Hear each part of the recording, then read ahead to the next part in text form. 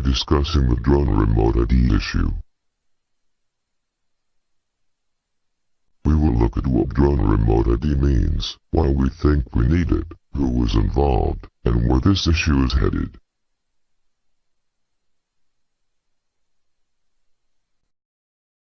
Drone remote ID refers to efforts of the United States Federal Aviation Administration, or FAA, to research a way to identify drones observed flying around in an area as a means to determine the nature of the drone activities and who the drone belongs to. Ideally, they want a way in real time to know what the drone's mission is and what potential level of threat it might represent. Some people refer to it as a sort of license plate, similar to a car license plate. However, drones are already required to display the registration number on the outside of the drone. Therefore, it is more accurately defined as a digital signature, either broadcast from the drone itself, or captured via network communications, or identified from already registered flight plans and activities on one of the unmanned aerial vehicle, UAV, service providers such as Air Maps, Google Wing, Kitty Hawk, DJI Go, and others. The drone remote ID system should allow an individual that observes a drone flying in the area to be able to pull it up on a cell phone or tablet, zoom in on a specific area, and see what drones are shown flying in the area. Google, Air Maps, and Kitty Hawk have already provided a demonstration that the technology, software, and capability exists to satisfy the requirements of a drone remote ID system. Let's take a look at their video demonstration. If you see a drone flying and you want to know why that drone is flying or what company it's flying for, you can remotely identify it just by using an application.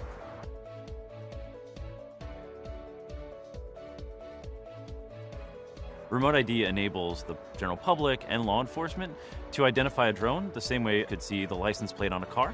It lets them know what's flying around them and gives some information so that they understand what's in their neighborhood. What that means is when drones are flying in the area, they'll see a map in a 1 mile radius. They'll see all drones that are participating in the system.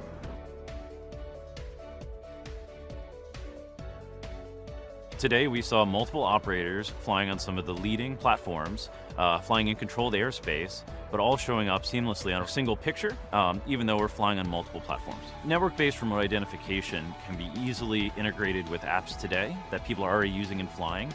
It can be done at free cost in many ways.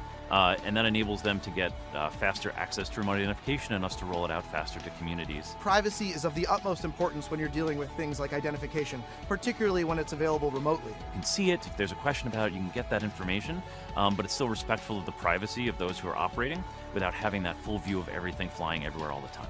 Being able to have a remote ID solution that's able to tell local law enforcement who's operating, where they're operating, and why they're operating is going to lower the burden for operations across the board.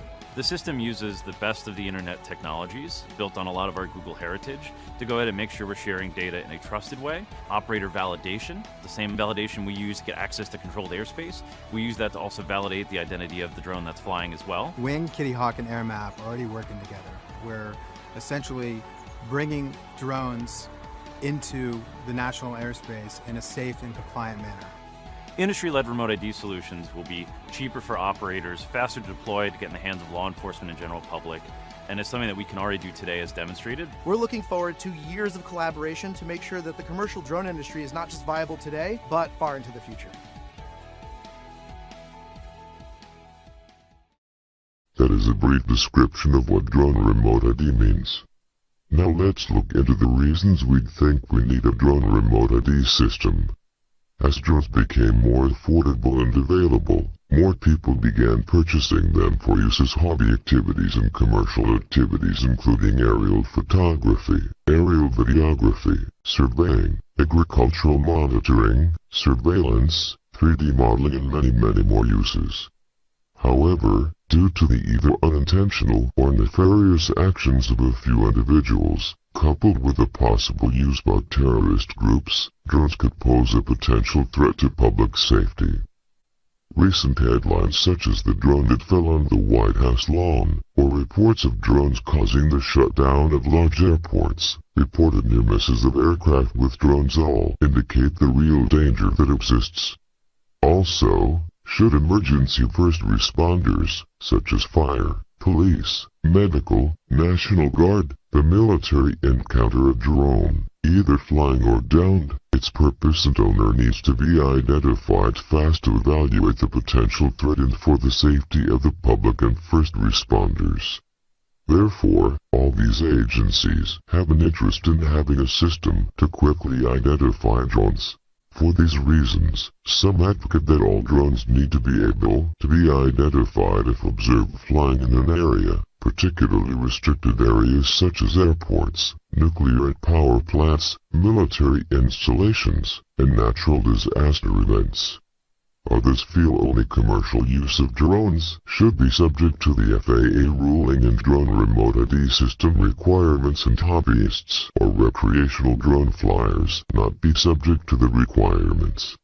Also, drone manufacturers such as DJI feel they need to protect the security of its drone users. Therefore, there is not a consensus even within the drone industry. How would such a system work? This graphic shows one proposed way of implementing a system. You will notice that the system depends on any drone user being registered with a drone service provider. There are still lots of questions and concerns about such a system. We really don't know what the final system will look like, but it is a safe bet it will be similar to the inter-USS platform system proposed and demonstrated by Google, Air Maps, and Kitty Hawk. Does that mean everyone will be required to register?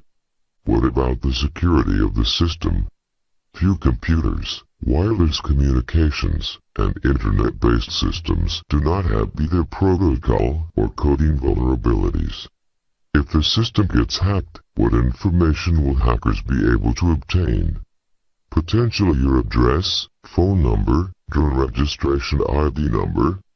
Or could hackers potentially just use the system to determine locations of drones flying in the vicinity, use GPS spoofing and other techniques to take control of the drone? What about someone that just wants to be vindictive towards a harmless casual drone flyer and report them? There is a strong drive by the industry to have a drone remote ID system in place to allow further advances in drone use, such as autonomous drone package delivery systems such as proposed by Amazon, being able to fly over people which is currently not allowed, flying at night without need to obtain permission, and flying beyond the visual line of sight, BVLOS, aerial operations. All of these are very worthy reasons. However, regardless of how you feel about the need for, and the requirement for compliance with such a system, it is inevitable. The FAA has pushed back the remote ID rulemaking for another 3 months. This is a complicated issue with various stakeholders disagreeing on implementation of such a system. Ultimately, the impact and effect to drone users and the industry remains to be seen. Thank you for watching this video on the drone remote ID issue. Please subscribe to my YouTube channel so I may continue providing content.